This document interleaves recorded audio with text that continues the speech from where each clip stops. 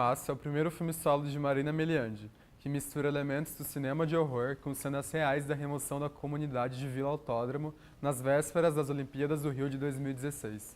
A diretora veio aqui no Sinusp junto com o produtor do filme, Leonardo Metti, para um bate-papo sobre cinema híbrido, direito à moradia urbana e conflitos sociais. Tudo isso na 8ª Mostra Novíssimo Cinema Brasileiro. Dá só uma espiadinha.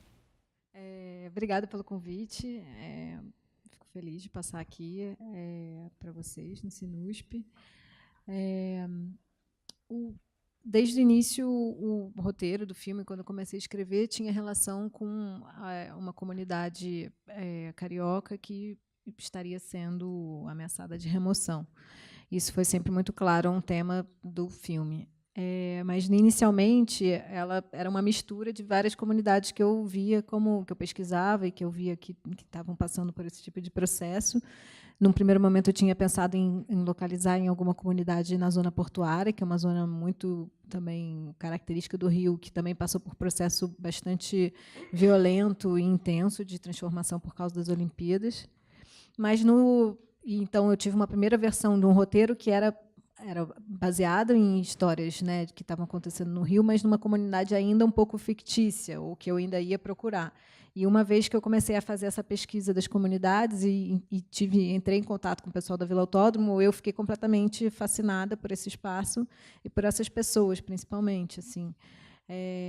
E era um espaço muito impressionante. Quando eu cheguei lá, ele já tinha um certo, assim, ele já estava bastante destruído, assim, tinha um tom bastante assim apocalíptico, e ao mesmo tempo tinham pessoas ainda morando ali dentro, no meio de um caos completo, numa uma espécie de bairro que era metade destruído, metade ainda resistindo de pé, e pessoas muito fortes, principalmente lideranças femininas muito fortes, que estavam insistindo na resistência desse espaço, nesse direito à moradia. Então, eu fiquei apaixonada por essas pessoas. A Sandra, que faz a Domingas, ela é uma dessas lideranças de verdade da Vila Autódromo, assim como a Maria da Penha. Não sei se algum de vocês conhece, porque ela ficou bastante...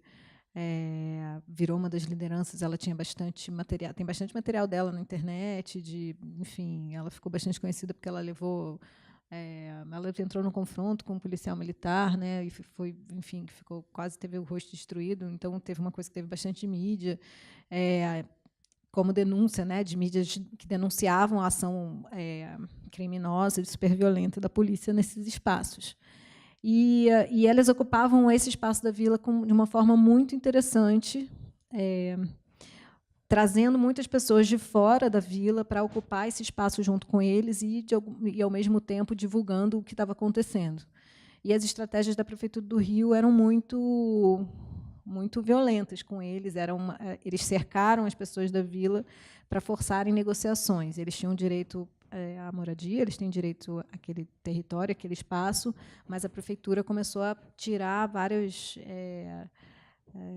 direitos básicos de infraestrutura, interrompiam o fornecimento de gás, de eletricidade, de correio, de tudo que era possível, enfim, com a justificativa de que estavam fazendo obra no parque, que é ali do lado, para que também ficasse cada vez mais difícil cotidiano a vida deles ali. Então, isso era uma estratégia constante. Então, quando eu cheguei nas pesquisas, já estavam passando esse processo bastante intenso, ainda eram alguns meses antes das Olimpíadas, e muita coisa aconteceu depois. Enquanto a gente estava filmando, aconteceram também várias situações violentas. A gente filma, inclusive, a destruição da Casa da Penha, que é um dos cenários, né, enfim, do próprio filme. E que foi nosso segundo dia de filmagem. Enfim, todo mundo ficou bastante impressionado e chocado com a forma como a polícia atuou nesse episódio também.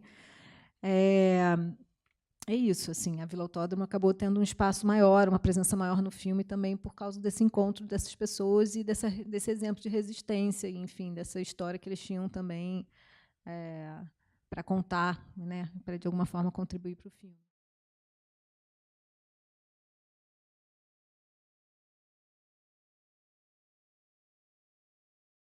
Eu acho que enfim, não sei, posso comentar um pouco a questão Acho que o filme era para ser um soco no estômago mesmo, porque a gente estava, enfim, não é à toa que eu fiz a opção de ir pro quase, enfim, para mim eu considero o filme um filme de terror no final, quase. Então, eu acho que a gente está vivendo momentos de terror e já estava nesse momento cada vez mais. Então, eu queria de alguma forma falar disso também, de como que a gente pode pensar alguma ideia de resistência dentro de um horror. Acho que o Rio de Janeiro tem um histórico de remoções, assim, na história do Rio, ao longo de séculos. É uma cidade estruturada na ideia de remoção e na ideia de quando um espaço é valorizado, né? E aí, no caso, agora a gente está falando de especulação imobiliária, mas, enfim, quando uma infraestrutura chega, onde existem pessoas com algum tipo de precariedade, a tendência é que essas pessoas, né, com mais precariedade sejam removidas ou forçadas a serem deslocadas e irem cada vez mais longe. Isso, enfim, é um processo econômico, mas que, enfim, questiona toda a questão do direito à moradia, né? Que a gente deveria estar discutindo mais. Eu acho que, claro, todos os processos aqui em São Paulo, acho até que mais no Rio, a gente tem mais movimentos discutindo isso atualmente. Isso é fundamental, importante.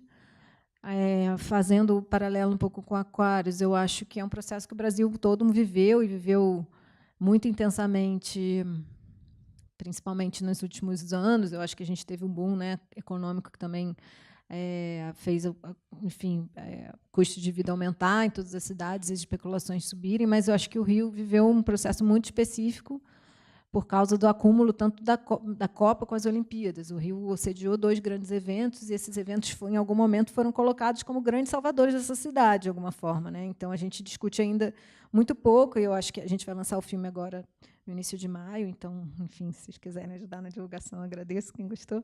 Mas, assim, eu acho que uma das ideias de lançar o filme agora também, depois de um certo tempo das Olimpíadas, é discutir que tipo de herança, né, a gente teve desse tipo de escolha, de sediar algo tão megalômano que talvez a gente não tivesse capacidade de fazer, de que forma o Estado do Rio está até hoje, cidade, respondendo por essa crise. A gente entrou numa crise econômica muito forte logo depois, né?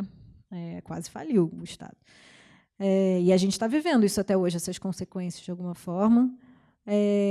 Acho que a Vila Autódromo é um exemplo dessa resistência. Nas histórias das Olimpíadas, foi a única comunidade que conseguiu resistir e continuar. Hoje em dia, tem poucas famílias, mas 20 famílias conseguiram ficar e têm o direito a essa terra. Então, assim, eles são um grande exemplo, um símbolo da resistência nas Olimpíadas, enfim, nessas grandes cidades. Estou falando isso porque é uma informação que nem todo mundo sabe, mas todas as Olimpíadas, pelo menos as Olimpíadas desde a Espanha, né, em Barcelona, deslocaram, removeram pessoas, sempre removeram comunidades. Isso é algo que a gente fala muito pouco. E a Vila Autódromo parece que é a única comunidade que, de fato, conseguiu resistir.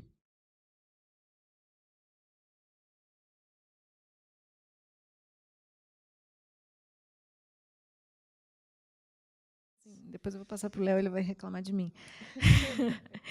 A gente tinha isso... a gente sabia que podia acontecer qualquer coisa, assim, que a qualquer momento podiam entrar na Vila Autódromo, e essa Casa da Penha, especificamente, ela estava ameaçada. Eles estavam indo com a Defensoria Pública tentando reverter, e aí eles conseguiam autorização para ficar, depois perdiam, aí, enfim, eles estavam numa disputa judicial nesse momento. Então, a gente sabia que a qualquer momento poderia acontecer alguma coisa com essa casa especificamente e com o espaço, porque, enfim, eles estavam sob ameaça, né, por mais que tivessem, enfim, negociando, divulgando, não negociando com a prefeitura, mas tentando na justiça. Então, a nossa pré-produção, principalmente, ela foi muito marcada por essa urgência da gente ter que estar preparado para, eventualmente, sair correndo e filmar alguma coisa, mesmo quando a nossa equipe ainda não estivesse toda com a gente ainda filmando. Eu fiz várias imagens, eu fiz muitas idas documentais só com fotógrafo, eu e o fotógrafo e, sei lá, minha assistente de direção, às vezes era só eu e o fotógrafo, porque a gente registrou várias coisas antes, porque eu não queria perder, e eu via que o espaço estava transformando muito rápido, e as pessoas também. A Sandra mesmo disse, se fosse você, começava por aqui, porque a gente não sabe quanto tempo essa casa vai durar. E aí eu, obviamente, escutei ela, e nossos 2 primeiros dias foram na Vila Autódromo, estruturados como ficção. Eu já tinha filmado como as partes mais documentais, mais livremente, com mais calma, com fotógrafo. A gente passava um dia inteiro filmando coisas, escolhendo, né? já tinha preparado também com a Sandra, ensaiado com a Sandra, já tinha participado de reunião com os moradores, a gente leu as cenas do roteiro que tinha a Vila Autódromo para eles comentarem o que eles achavam, e foi bem legal, né, esse dia. A gente adaptou algumas coisas para a Sandra também, assim, porque ela achava que cabia mais enfim, no jeito dela falar, no jeito desse personagem, desenhar esse personagem com ela. E a gente, enfim, começou a filmar, e foram os dias mais intensos de filmagem que eu já fiz na minha vida, eu acho que de grande parte da equipe. O primeiro dia foi tranquilo, no Autódromo, porque o primeiro dia foi o que a gente começou com todas as partes de ficção estruturadas, então o que vocês veem aí de a Ana e a Domingas sentadas, molhando a cabeça, conversando, caminhando por ali. Aquilo tudo foi quando estava ainda tranquilo, a casa ainda existia. E no dia seguinte a gente chegou junto com a polícia, praticamente às 6h, a polícia cercou a casa, a gente começou o nosso set ajudando eles a desmontar, os moradores, a Penha, a família da Penha, a desmontar móvel de cozinha, tirar tudo que era objeto pessoal deles que ainda estava ali dentro. Eles já tinham tirado grande parte, porque sabiam que iam ter que sair, eventualmente teriam que sair com alguma pressa. E com um contingente policial gigantesco em volta, não querendo deixar que a gente entrasse, mas assim, o nosso início de set foi ajudando eles a desmontarem a casa, para eles conseguirem guardar o máximo de objetos pessoais, e sob uma tensão enorme. Ao mesmo tempo filmando, ao mesmo tempo coordenando o ator para atuar na frente da casa sendo destruída, então foi uma loucura. Enfim, então existia essa urgência, existia essa misto de a gente tem que estar com eles no momento que eles, né? A gente tem que estar com eles, mas a gente também precisava filmar, e no final a Sandra até falou, ainda bem que vocês estavam aqui, porque se vocês não estivessem aqui nessa hora, talvez tivesse sido mais agressivo. Porque toda vez que tinha isso era uma estratégia deles, de tentar sempre ter alguém, mesmo que fosse mídia ativista, alguém filmando, porque quando tinha uma câmera presente, a polícia um pouco, né? Mas enfim, continua sendo muito violento. Então, de alguma forma, isso fica como um registro desse momento, que para eles é importante também. E talvez a gente tenha inibido alguma ação mais violenta, mas não sei. Mas foi um dia muito difícil. Você quer comentar um pouco sobre essa ideia da... Não, só porque, como você pode imaginar, do ponto de vista de produção, foi uma loucura completa, né? Então, exatamente, não tinha autorização de nada. Então, na pré-produção, por exemplo, né, aquilo, a gente deixava uma câmera e um equipamento de som em stand-by, porque se os moradores da Vila Autódromo ligassem, a gente ia sair correndo para lá para filmar. Depois teve a mesma coisa com os policiais, né? A gente queria filmar uma ação policial lá. Então, todo mundo stand-by, a hora que aparecesse polícia lá, a gente ia atrás para filmar. Então, o plano de filmagem foi todo alterado por conta disso, né? Teve essa questão, né, que foi muito marcante, por isso que a gente fala bastante, da casa que foi destruída no segundo dia de filmagem, né? E isso foi, eu acho que isso foi fundamental. É uma merda, uma desgraça, né? Mas assim, para a filmagem foi fundamental porque naquele momento toda a equipe entendeu o filme que a gente estava fazendo. Foi assim, caiu a ficha de todo mundo, porque todo mundo ficou assim muito chocado com aquilo. Realmente o pessoal entrou num estado muito forte de reação àquilo que estava acontecendo. E eu lembro da equipe voltando para a base de produção. Eu não estava no set, eu estava na base. E eles voltando e falando, caraca, agora eu entendi o que é esse filme. Agora eu entendi o que a gente vai mostrar, o que a gente quer contar. Né? Então, foi uma coisa realmente muito forte de quebrar a barreira entre o que é a ficção e a realidade, também para a equipe, não só para o espectador. Né? A equipe chegou e falou, não, aqui a gente deu um passo além, aqui não é mais ficção, aqui realmente a gente tem que trabalhar com uma coisa diferente. Né? Mas era uma loucura, era isso. Esse misto de ficção e realidade acompanha a gente o filme inteiro. Então, de repente, tinha um trator derrubando a casa, e aí a Má mandava a atriz principal, vai lá no meio, embaixo daquele gancho que está derrubando a casa, sabe? Tipo, e ela assim, meu Deus, o que eu faço? Aí ela ia lá no meio da casa sendo derrubada. Então, quer dizer, realmente foi uma integração muito forte em torno dessas questões.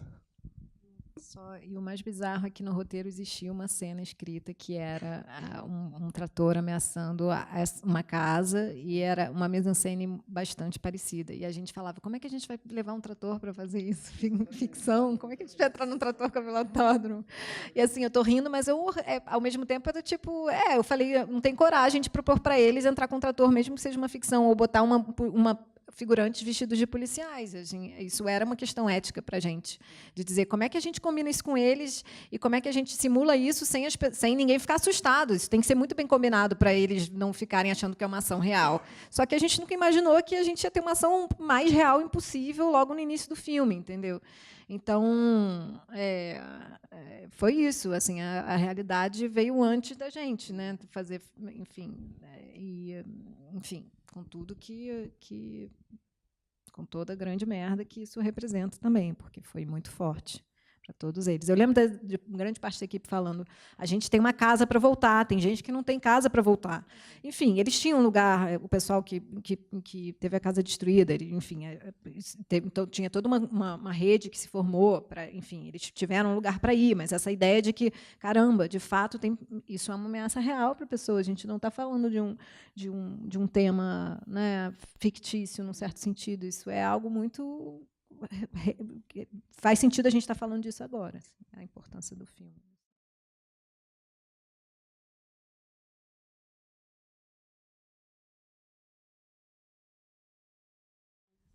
A gente não teve nenhuma ameaça direta, eu acho que quem era, assim, até porque quem era ameaçado eram os moradores, né, na verdade, assim, cotidianamente. Então, como eles estavam muito acostumados a ter uma rede em volta também de pessoas filmando, a gente, de alguma forma, claro, quando a gente chegou numa estrutura de ficção, nós éramos um grupo grande. E isso até foi algo que eu acho que a prefeitura, em algum momento, achou meio estranho. Como assim tem tanta gente hoje aqui, logo nesse dia, sabe? Então, de alguma forma, eu acho que a gente desestabilizou alguma expectativa. Mas no primeiro dia de filmagem, a gente percebeu que tinha helicóptero em cima, de olho. Enfim, eu acho que a gente estava sendo meio observado como um movimento um pouco diferente. Então, assim, a gente não precisou de autorização, porque era um espaço em disputa. Também acho que seria estranho eles terem pedido autorização para a gente filmar, porque era um lugar muito ainda... Enfim, vai dizer o quê? Que os moradores não têm direito a terem pessoas ali filmando com eles, de alguma forma. Aquele espaço também poderia ser considerado um pouco privado, né? Porque era a casa deles, dos moradores.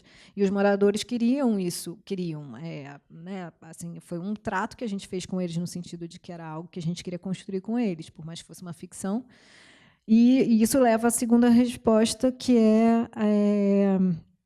quando eu estava fazendo essa pesquisa, eu queria que tivesse alguém de lá que fosse, enfim, eu queria achar algum personagem que me inspirasse. A gente tinha um personagem, inicialmente a Domingas era mais velha no roteiro. E aí, conversando com a Sandra, eu sempre fiquei assim bastante interessada na Sandra, achava ela uma pessoa super interessante, assim, articulada, o jeito que ela falava, eu gostava muito. Já tinha visto um debate com ela até na Defensoria Pública.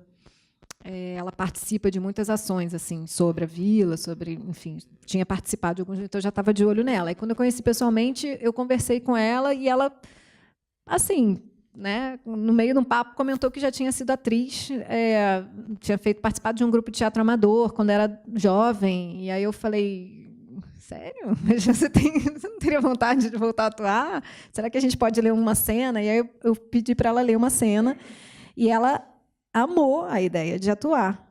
E aí eu fui super cuidadosa, mostrando qual era o personagem, perguntando se ela achava que tinha alguns traços parecidos com ela, se aquelas falas eram reais para o que ela achava que podiam ser de um personagem dali. E a gente foi ajustando. Teve uma reunião que ela falou, não, é igualzinha a reunião que a gente participa. Então, a gente foi afinando isso juntas. E ela quis muito fazer, e ela viu isso como uma oportunidade também de explorar esse lado dela, que ela gostava, tinha prazer, e, ao mesmo tempo, fazer disso também uma forma de falar sobre a vila. E, para mim, é fundamental ter ela hoje. A gente vai lançar o filme, para mim, é fundamental ela estar junto. Eu quero que ela é a pessoa que me ajuda a expandir esse tema e a trazer tudo isso que aconteceu e a não deixar que isso seja silenciado, né? Que seja um tema que possa continuar sendo discutido. Então, para mim, ela hoje é uma peça fundamental para discutir esse assunto. E o filme também, para o filme ajudar com que esse assunto continue sendo debatido, discutido, para quem ainda não teve acesso, porque no Rio, de alguma forma, ele teve bastante, a Vila Autódromo teve bastante repercussão, não nas mídias, assim, nos jornais tradicionais, era sempre visto com um discurso muito conservador, porque os grandes meios de imprensa estavam sempre muito do lado do governo e do discurso da importância de fazer um grande evento, de como isso era importante para a cidade. Então, qualquer pessoa que criticasse, de alguma forma, não tinha muito espaço, né? Então, eram as mídias mais alternativas que noticiavam. Mas, enfim, a Sandra já viajou comigo pelo mundo, sabe, mostrando o filme, e é sempre de um impacto muito grande. Ela tem essa força de poder levar isso para mais gente. Ela fala que tem muito registro documental, e levar para a ficção também é algo interessante para ela, num certo sentido, pessoalmente, e também para chegar em outro tipo de público, talvez, né? Que o documentário, enfim, talvez a coisa mais jornalística chegue em um tipo de determinado de público, e a ficção, talvez, em algum outro. Então, é alguma forma disso se multiplicar. E ela sempre fala da coisa da parede, né? Que é engraçado que ela fala da parede, que ela gosta muito dessa analogia, que ela disse que as paredes lá caíam tão facilmente, e de alguma forma, a protagonista se transformar na parede no final, para ela é algo que faz sentido, assim. Enfim.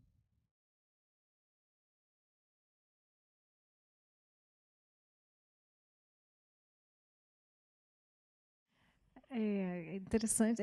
Obrigada. É bom ouvir você falando assim da sua percepção, porque a gente vai vendo, nossa, isso funcionou. Eu acho que assim, eu queria muito falar dessa sensação de impotência também, sabe? Principalmente frente às forças públicas e ao poder público. E, obviamente, a gente tem vários interesses privados aí no meio, mas assim, essa ideia, principalmente desse embate com os representantes desse poder público, que estão disputando a cidade com essas pessoas e que são uma força muito maior, né? E ela, de alguma forma, fica impotente, e essa doença também é um resultado dessa impotência. E na verdade, isso é curioso, porque algumas pessoas fazem essa leitura do final como morte, mas eu faço uma leitura de que ela se transformou em alguma outra coisa. Ela se transformou, de alguma forma, esse corpo virou outro corpo, virou um corpo que se misturou com essa cidade, que se misturou com esse prédio, para mim, na minha leitura. Então, eu ainda vejo algo... É um filme pessimista, é um filme de terror no final, mas eu vejo alguma esperança de pensar uma ideia de resistência, porque, para mim, a casca do corpo, de alguma forma, também significa essa espécie de carcaça que ela vira e que essa doença desenvolve. Para mim, é uma espécie de armadura, e que esse corpo se transformou em alguma outra coisa, e que essa doença, de alguma forma, vai seguir, talvez, com a personagem da Dona Rosa, que tem uma manchinha ali no final, não sei se você reparou, tem gente que repara, tem gente que não repara. De alguma forma, talvez seja uma epidemia, e uma epidemia que leve a algum outro lugar.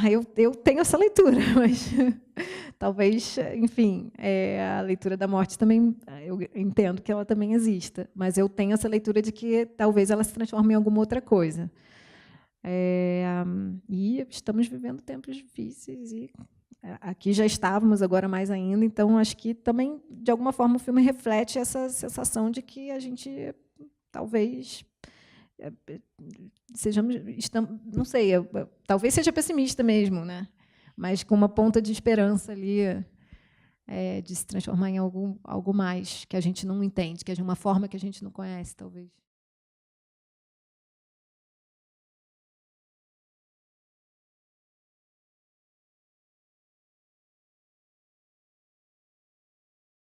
Eu acho que uma das coisas que mais me motivou a fazer o filme foi justamente o incômodo com essa sensação de euforia que a gente estava vivendo, uma vez que o Rio se transformou nessa sede e que começou a se preparar, e só existia grande parte do discurso. Enfim, as reformas urbanas não foram discutidas publicamente, elas foram impostas e foram negociadas um pouco por baixo do pano, né? Porque a gente sabe que as construtoras que elegeram, que doaram para a campanha do Eduardo Paes, foram as construtoras que fizeram as grandes obras das Olimpíadas. E essas construtoras, principalmente uma delas, negociou o terreno da Vila Autódromo em troca de investimento no parque, e o que era ilegal, porque o terreno da Vila Autódromo não era da prefeitura. As pessoas que estavam ali tinham direito a viver ali, elas não podiam vender a terra comercializar a terra para outra pessoa, mas elas tinham direito, se eu não me engano, a ficar ali por 100 anos. Concessão. Foi o Brizola, durante o governo do Brizola que isso aconteceu. Mas, enfim, retomando o que você estava falando, eu acho que surgiu exatamente a principal vontade de fazer o filme surgiu desse incômodo de não se sentir mais parte da cidade que eu nasci, ou que eu vivi grande parte do tempo, de ver essa cidade se transformar de um jeito não negociado, né, com a população, de uma forma arbitrária, em função de uma negociata de interesses privados, principalmente, né? Com a justificativa de um grande evento. Então, é muito complicado a gente ver hoje todos esses equipamentos das Olimpíadas que, teoricamente, teriam ficado para a cidade como herança e que as pessoas, os esportistas poderiam, né, os atletas poderiam estar usando agora, por exemplo, como equipamento de treinamento, estão completamente destruídos, não tem manutenção, eles foram programados eles foram construídos usando materiais para que não iam ter durabilidade, sabe? Então, assim, e são obras superfaturadas. A gente tem todos os escândalos do Sérgio Cabral, que está preso, os governadores do Rio todos presos, inclusive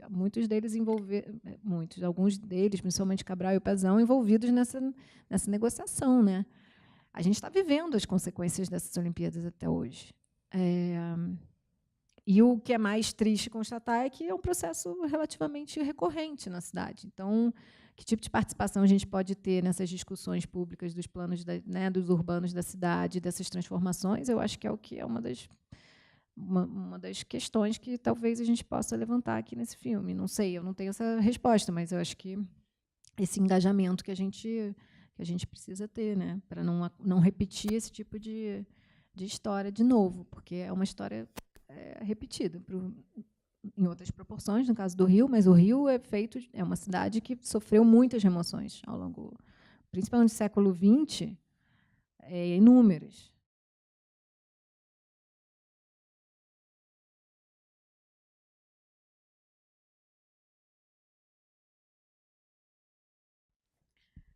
O roteiro foi escrito todos esses processos de cinema, não sei se tem pessoas do cinema aqui, mas são muito lentos, muito, né, longos. Então, assim, obviamente, a primeira versão de roteiro era ainda bastante diferente do que chegou na última versão. Quer dizer, tinha um final completamente diferente, não sei nem se você lembra. Eu estou lembrando a primeira versão, que assim, o final era completamente diferente. Ela não era defensora pública, ela era uma antropóloga. Enfim, são coisas que a gente vai achando nessa escrita, né? Tinha a vontade de falar da cidade, de uma pessoa que vivia numa cidade que tinha uma relação com pessoas que estavam sendo removidas, de alguma forma tinha esse espelhamento de duas realidades sociais distintas que sofriam ameaças completamente diferentes, mas que tinham um paralelo. Ou seja, a Ana, claro, de classe média, o tipo de ameaça que ela tem de ter que sair da casa dela nem se compara com o que o pessoal da Vila Autódromo sofre, mas existe um paralelo da ideia de que está todo mundo, de alguma forma, tendo que repensar o próprio espaço onde mora, ou desconfortável com isso, em pesos muito diferentes, claro, né? Enfim, a Ana tem uma opção para ir, ela vai achar um outro lugar. O pessoal da Vila Autódromo está sendo expulso, não tendo para onde ir. E eu gostava dessa ideia de que esses dois mundos se juntassem, né, se tocassem também, não fossem contrapontos, um versus o outro, que, de alguma forma, a gente tivesse a sensação de que várias pessoas de camadas diferentes, de alguma forma, eram tocadas, de formas diferentes, mas eram tocadas por essa questão. E aí, como eu comentei, no início eu tinha uma comunidade ameaçada de remoção que eu até achei que eu ia localizar em outro espaço, na zona portuária, então comecei a fazer uma espécie de comunidade ficcional, ficcional no sentido de, né, inspirado em histórias diferentes, juntando várias situações de comunidades diferentes que eu estava vendo e pesquisando. Mas e aí foi numa fase muito mais adiantada de roteiro que eu tive quando eu comecei a começar a pesquisar a locação, de onde eu ia filmar, que eu entrei em contato com a Vila Autódromo e fiquei fascinada por esse espaço. Então, a partir daí, desse encontro com a Vila Autódromo, eu fui revisar o roteiro para, de alguma forma, adaptar essa personagem da Domingas, enfim, e aí já com a Sandra em mente, e localizar nesse outro espaço. Então, essas adaptações foram feitas para o lugar da Vila Autódromo. E a parte documental ela foi surgindo ao longo desse processo aí já de pré-produção, então fui conseguindo filmar muita coisa, e ela foi tendo um peso maior no roteiro, no filme, na verdade, quando depois já não era roteiro, mas um processo de montagem. E aí o grande desafio da montagem foi equilibrar essa parte documental com a ficcional, de forma que elas não fossem dois materiais muito diferentes, e sim que elas tivessem um certo balanceamento, assim, né? Que elas parecessem parte de uma mesma coisa, que não fossem enfim, não tivesse um contraponto grande. E aí eu acho que tem um certo equilíbrio. A gente entende que tem imagens com cara um pouco de ficção, que tem um certo traço de como que eu dizer, de encenação ou de não encenação. Várias coisas de documentais estão misturadas, então eu tenho atores isso na frente de situações que estão acontecendo de fato, que não eram encenadas. Então eu fui tentando esse tom misturado, mais híbrido, para essas situações, para conseguir um equilíbrio. E na montagem eu acho que foi onde a gente conseguiu equilibrar, enfim, até tinha mais material do Vila Autódromo, eu sempre fiquei fascinado com esses materiais. Depois, enfim, tem coisa que acabou saindo na montagem, até que eu queria ter deixado, enfim, num primeiro momento estava mais presente ainda. Mas também tinha essa ideia do tipo, tem que contar uma história e também, enfim, em algum momento achava que estava explicando demais algumas situações, mas, enfim, tem mais materiais que eu acabei filmando com eles. Quer comentar alguma coisa da produção?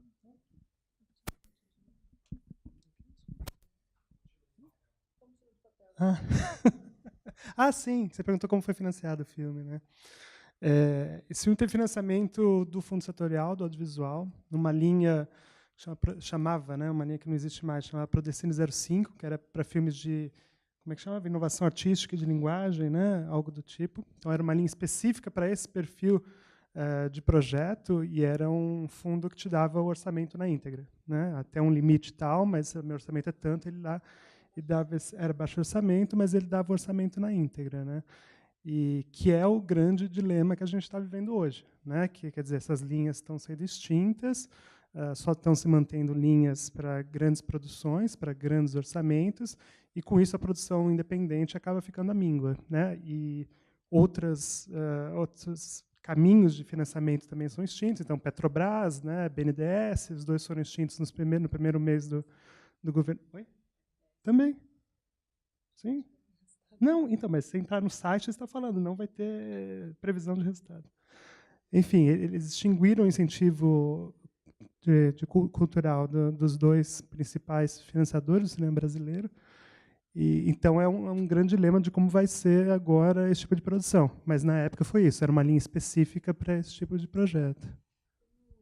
A gente teve duas ajudas de desenvolvimento que foram muito importantes para o filme, porque, infelizmente, no Brasil, isso quando você tem um interesse internacional, às vezes alguém valoriza por causa disso aqui dentro. Então, a gente teve um apoio de desenvolvimento de um fundo holandês, que se chama Oberbaus, e uma da residência do Festival de Cannes, que é uma residência que, enfim, de 4 meses e meio, que você, enfim, vai para fica um tempo. Eu fiquei 4 meses e meio na França, escrevendo roteiro nesse período. E que abre vários caminhos, no sentido de que faz contatos internacionais e de mercado para você apresenta o projeto em alguns mercados. Então, eu acho que isso também ajudou a legitimar o financiamento brasileiro, que, por incrível que pareça, que é uma loucura, né? De alguma forma, ele deu essas duas coisas deram uma espécie de selo para que, no Brasil, isso demonstrasse que o filme talvez tivesse algum interesse internacional para o festival, enfim. 2.240, 2.200 e alguma coisa. Que para o Rio é muito baixo orçamento hoje em dia, parece muito dinheiro, mas o Rio está muito caro para filmar, muito.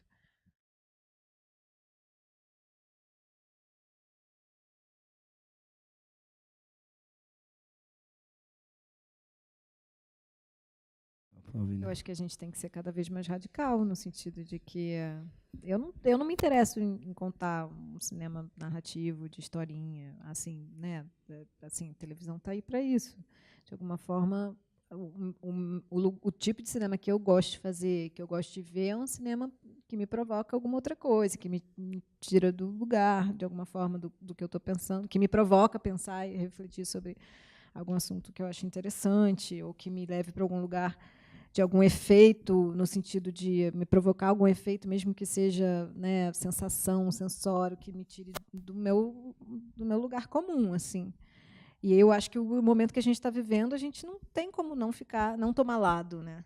A gente não tem como não se posicionar. Então, acho que o cinema que eu quero fazer é um cinema que se posiciona, é um cinema que provoca alguma coisa e que vai estar sempre, de alguma forma, mesmo que vá para o elemento fantástico, para um cinema não realista, que, de alguma forma, vai fazer a gente refletir sobre o que a gente está vivendo.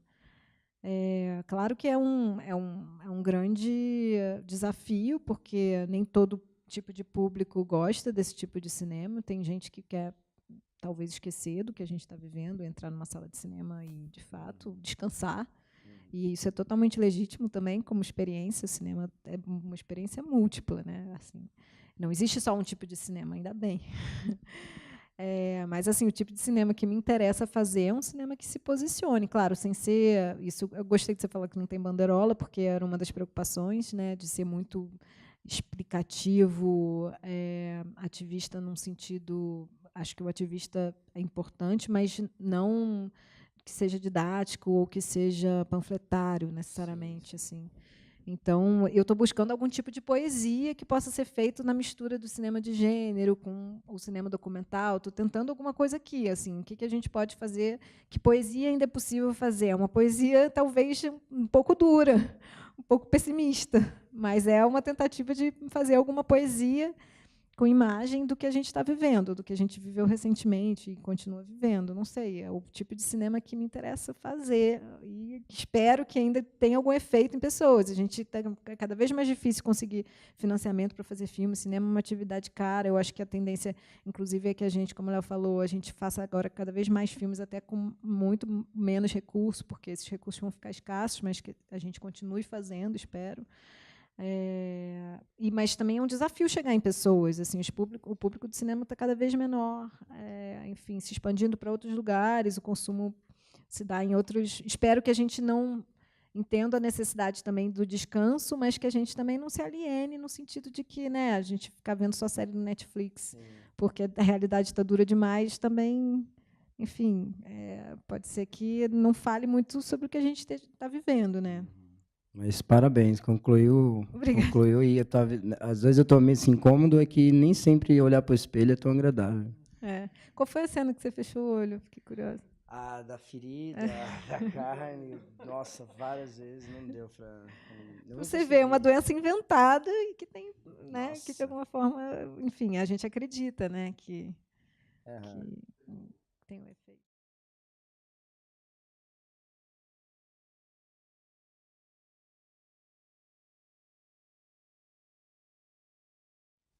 Obrigada pelos comentários. Eu acho que a sonoplastia, você falou a edição de som e a trilha sonora do Edson Seco, que é paulista, enfim, que você falou da sonoplastia. Fiz um trabalho super bonito. A principal pessoa da Vila Autódromo é a Sandra, que faz a Domingas. A gente tem algumas pessoas, outras que participam em uma outra cena, principalmente da reunião que tem de moradores. Mas a protagonista é uma atriz, a Marina Provenzano, a protagonista é a atriz. Ela, enfim, são universos diferentes, né? Eu converso muito com a Sandra. A gente, inclusive, foi para vários festivais juntas, que foi algo que me deu especial prazer poder levar ela para. Enfim, a gente estreou em Roterdã, na Holanda, depois ela foi para a França comigo, a gente foi para Gramado.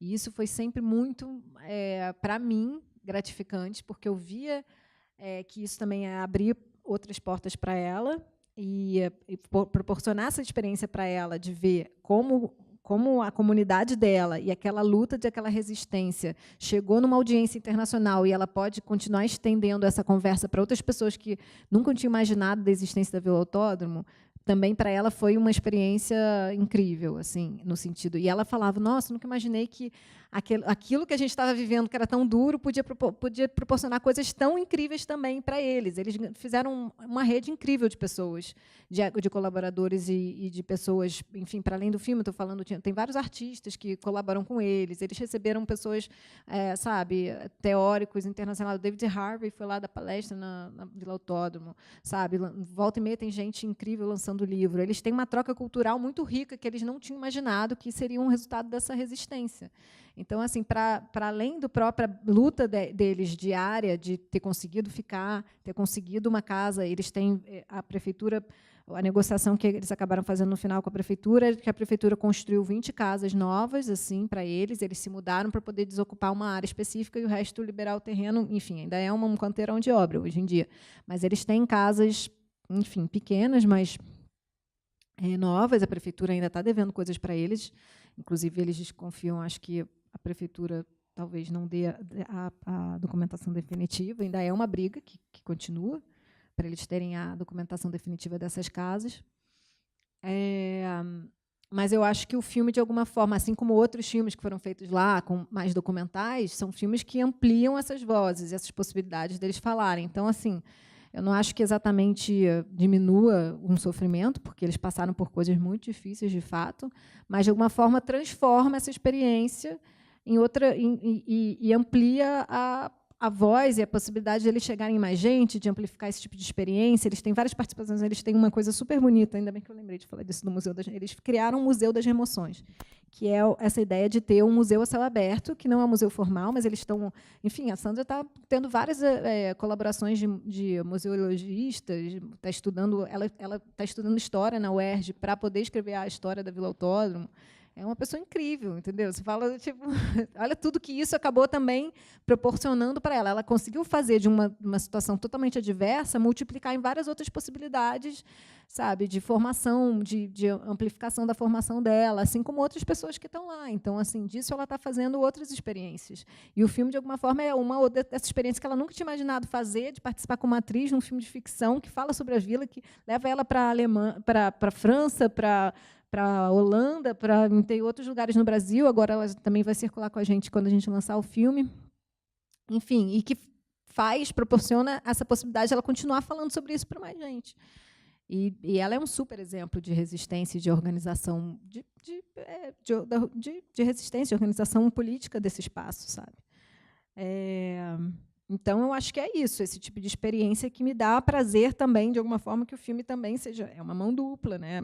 Enfim, que seja uma forma da gente continuar pensando juntos, de alguma forma, esse espaço, o espaço da cidade, ou pelo menos ampliando essa discussão.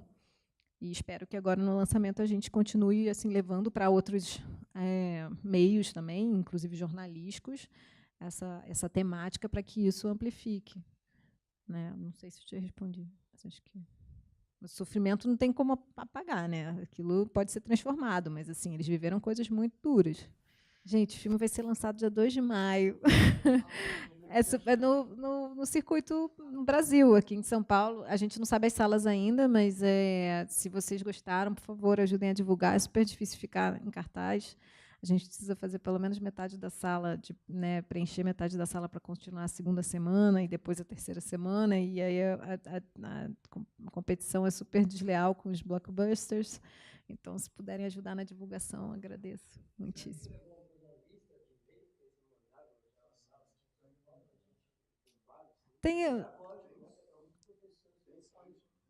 Tem a distribuidora, se chama Vitrine, que tem no Facebook, tem no Instagram, também tem essas redes da Vitrine que vão ser usadas. E espero que seja fácil achar, senão tem alguma coisa errada. Mas é dia 2 de maio, então, se vocês ficarem de olho. Obrigado, viu, Marina? Obrigada a vocês. Obrigado a vocês.